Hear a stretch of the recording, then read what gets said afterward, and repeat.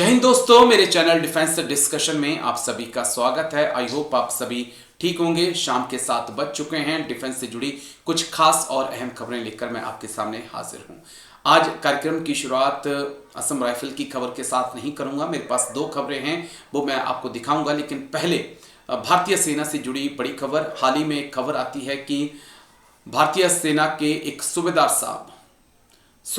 सुरजीत सिंह साहब को जम्मू कश्मीर के सांबा में एक जवान ने गोली मार दी।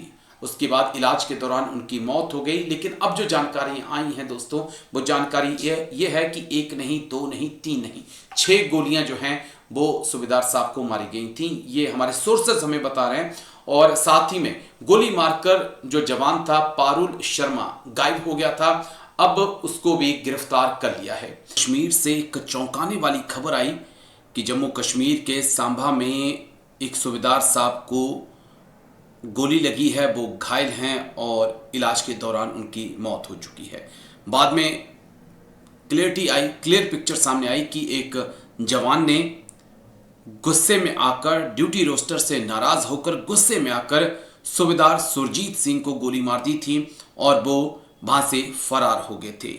लेकिन अब खबर सामने आ चुकी है कि आरोपी जवान पारुल शर्मा को बड़ी ब्राह्मणा थाने की पुलिस ने बुधवार रात जम्मू के विश्ना से गिरफ्तार कर लिया है। आरोपी विश्ना इलाके के कन्हाल का रहने वाला है। पुलिस उससे पूछताछ कर रही है। सांबा जिले के बड़ी ब्राह्मणा स्थित टेरिटोरियल आर्मी बटालियन मुख्यालय में मंगलवार देर रात ड्यूटी को लेकर रियासी जिले के सिरला निवासी जेसीओ सुरजीत सिंह और 26 वर्षीय सिपाही पारुल शर्मा के बीच विवाद हुआ था। विवाद इतना ज्यादा बढ़ गया कि सिपाही पारुल ने अपनी बंदूक से सूबेदार साहब पर गोली चला दी, जिससे सूबेदार साहब घायल हो गए। तुरंत उन्हें सतवारी स्थित मिलिट्री हॉस्पिटल ले जाया गया, जहां उपचार के दौरान उनकी मौत हो गई। आरोपी सिपाही अपनी सर्विस राइफल और मोबाइल फोन घटनास्थल के पास ही छोड़कर भाग निकला। 4 मैगजीन, जिनमें लगभग 80 गोलियां थीं, गायब पाई गई थी। मामले में बड़ी ब्राह्मणा पुलिस ने हत्या और शस्त्र अधिनियम की धाराओं में एफआईआर दर्ज की थी, जिसके बाद अब खबर है कि सिपाही पारुल को गिरफ्तार कर लिया गया है। आगे बढ़ते हैं। अब खबर असम राइफल से जुड़ी हुई। असम राइफल के एक जवान की, जो कि भोजपुर के रहने वाले थे, उनकी संदिग्ध परिस्थितियों में मौत हुई है। वह असम राइफल में थे और नागालैंड के दीमापुर में तैनात थे। उन्होंने छुट्टी काट कर जाना था और 1 दिन पहले ही संदिग्ध परिस्थितियों में उनकी मौत हो जाती है। वो खाना खाते हैं अपने परिवार के साथ और फिर अपने घर चले जाते हैं सोने के लिए, और रात को अचानक खबर आती है कि वो हिलडुल नहीं रहे हैं। उसके बाद उन्हें हॉस्पिटल पहुंचाया जाता है तो वहां पर उन्हें मृत घोषित कर दिया जाता है।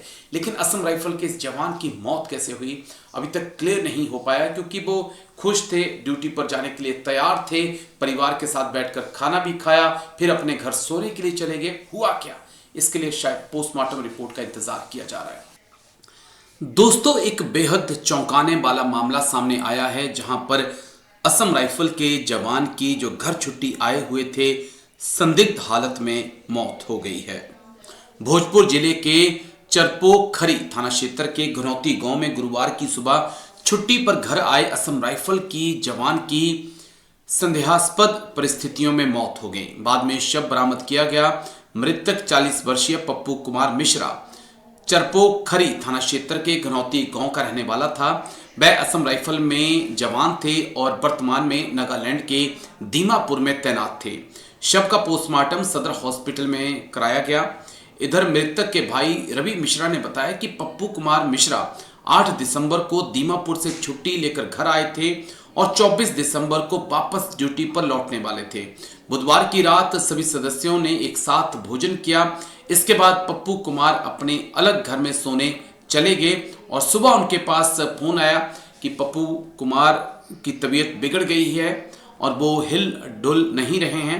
उसके बाद परिवार उनको हॉस्पिटल लेकर गया, जहां पर डॉक्टरों ने उन्हें मृत घोषित कर दिया। भाई का कहना है कि रात को सब कुछ ठीक था, उन्होंने अच्छे से खाना खाया और वो अच्छे से बातचीत कर रहे थे। फिर अचानक से ऐसा क्या हुआ कि उनकी मौत हो गई। फिलहाल मौत का कारण स्पष्ट नहीं है। पोस्टमार्टम रिपोर्ट आने के बाद ही मौत के कारणों का खुलासा हो पाएगा। दिसंबर को छुट्टी आया था और इनको कल ही जाना था, मतलब आज जाना था, कल पहुंचना था, कलकत्ता रिपोर्ट करना था। अच्छा, फिर वहाँ से फ्लाइट से चला जाता वो वहाँ। और कल हम लोगों ने एक साथ खाना पीना खाया, खा पी करके आराम से सोए। ये अपने रूम में चला गया, मैं अपने घर पे चला गया। घर आसपास में ही है।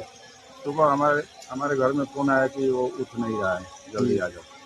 फिर मैं पहुंचा वहाँ पे। वहाँ पहुंचा तो मैं देखा पूरा शरीर उसका टाइट हो रखा है। तो अपने छोटा भाई को बोला कि जल्दी गाड़ी लेकर निकालो। तो गाड़ी निकाला, हम लोग को गाड़ी पे डाला और पीरो वीरेंद्र डॉक्टर के हॉस्पिटल ले गया।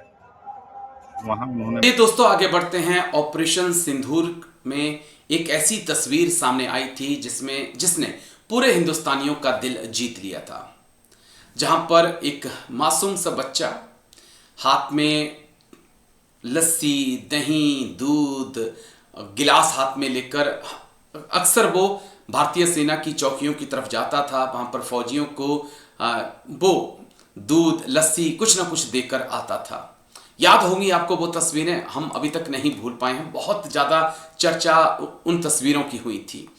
वो थे पंजाब के श्रवण सिंह, और अब पंजाब के युवा नायक श्रवण सिंह को राष्ट्रपति द्रौपदी मुर्मू ने प्रधानमंत्री राष्ट्रीय बाल पुरस्कार 2025 से सम्मानित किया है। दोस्तों, आपने ये तस्वीरें देखी? क्या आपको ऑपरेशन सिंदूर के दौरान की ये तस्वीरें याद हैं? ये तस्वीरें फिरोजपुर से सामने आई थीं और इस बच्चे ने बहुत सुर्खियां बटोरी थीं। दरअसल इसका नाम है श्रवण सिंह। महामहिम राष्ट्रपति द्रौपदी मुर्मू ने प्रधानमंत्री राष्ट्रीय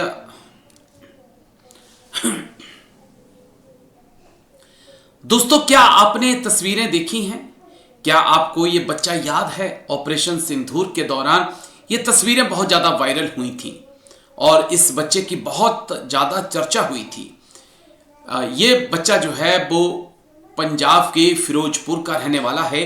दरअसल पंजाब के युवा नायक श्रवण सिंह को राष्ट्रपति द्रौपदी मुर्मू ने प्रधानमंत्री राष्ट्रीय बाल पुरस्कार से सम्मानित किया है। यह साहसी बच्चा पंजाब के सरहदी जिला फिरोजपुर सीमावर्ती गांव चकतरा का रहने वाला है। श्रवण सिंह को राष्ट्रपति द्वारा शुक्रवार को विज्ञान भवन नई दिल्ली में पुरस्कृत किया गया। दरअसल ऑपरेशन सिंदूर में जब ऊपर से ड्रोन चल रहे थे, मिसाइलें बरस रही थी, तब श्रवण सिंह जो है फॉरवर्ड में तैनात फौजी भाइयों को, पोस्टों पर तैनात फौजी भाइयों के लिए दूध, चाय, लस्सी, रोटी लेकर जाया करते थे। और ये जज्बा, ये हौसला पंजाबियों के अंदर सदा रहा है और आगे भी रहेगा। सामाजिक कार्य, उम्र 10 साल, फिरोजपुर पंजाब। आप एक किसान के बेटे हैं। ऑपरेशन सिंदूर के दौरान आपने असाधारण साहस दिखाते हुए, गजब का जोखिम उठाते हुए, बिना विचलित हुए हाई रिस्क बॉर्डर स्थितियों में फ्रंट लाइन ट्रूपर्स की मदद की, लोगों को प्रेरित किया। वंश तैयार, सामाजिक कार्य, उम्र मेरा श्रवण है, मैं फिरोजपुर से। मैं हमारे जब मिशन सिंदूर शुरू हुआ था, हमारे गांव में फौजी आए थे जब पाकिस्तान के लड़ाई हो रही थी, और हमारे फौजी आए थे उधर और वो हमारे लिए रक्षा के लिए आए थे। फिर मैंने सोचा चलो उनकी अभी सेवा करते हैं। फिर मैं दूध, चाय, लस्सी, बर्फ लेके जाता था उनके लिए रोज। कैसा लग रहा है जब अवार्ड मिल रहा है? मुझे बहुत अच्छा लग रहा है, मुझे अवार्ड मिला, मैंने सपने भी नहीं सोचा था। दोस्तों, असम राइफल का ड्रग्स के खिलाफ अभियान जारी है।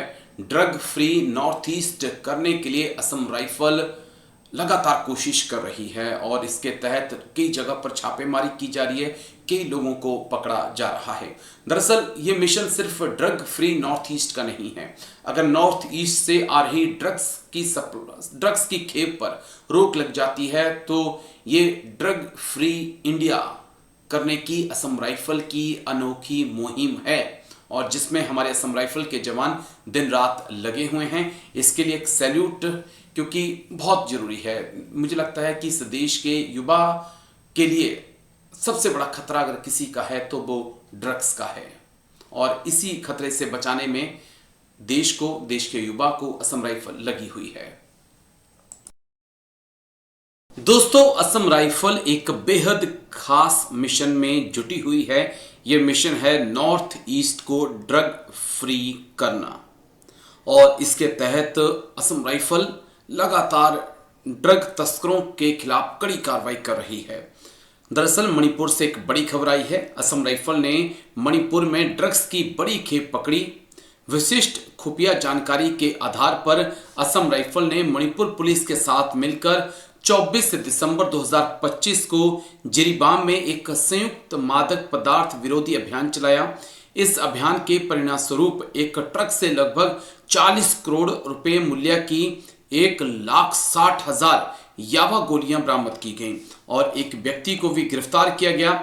जब्त की गई सामग्री और गिरफ्तार व्यक्ति को आगे की जांच के लिए जिरीबाम पुलिस को सौंप दिया गया है, जिससे मादक पदार्थों की तस्करी पर अंकुश लगाने और समाज की सुरक्षा के प्रति असम राइफल की प्रतिबद्धता और मजबूत हुई है।